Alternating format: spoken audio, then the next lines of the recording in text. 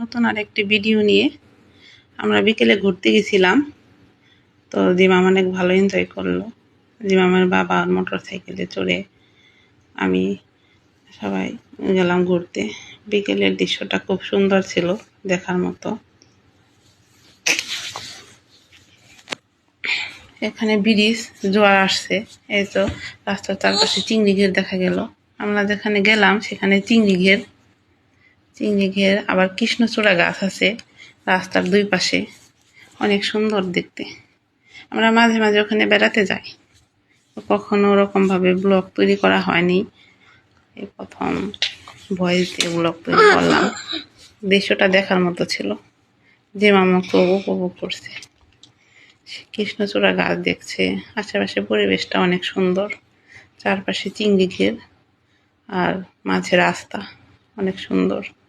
আর রাস্তার দুই পাশে আছে কৃষ্ণচূড়া গাছ। হয়তো বা কয়েকদিন পরে বা কয়েক বছর পরে এই রাস্তাটা ভাইরাল হয়ে যাবে।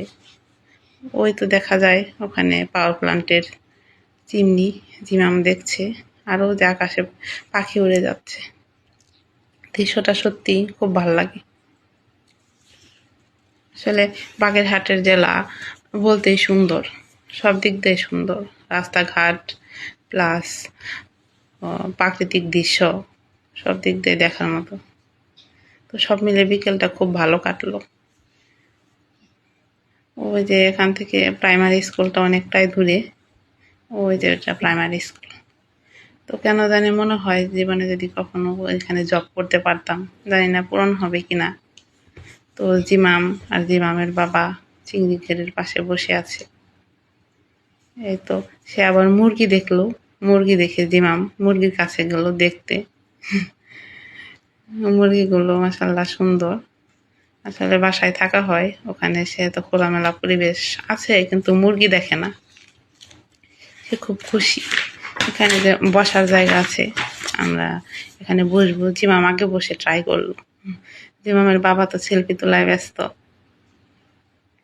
তো জিমাম বসে বসে চিংড়ি দেখতেছে, চিংড়ি খুঁজতেছে পানিতে চিংড়ি আছে কিনা। যাই হোক, এই তো আমরা চলে গেলাম। বিকালটা খুব ভালো কাটলো। ধন্যবাদ সবাইকে।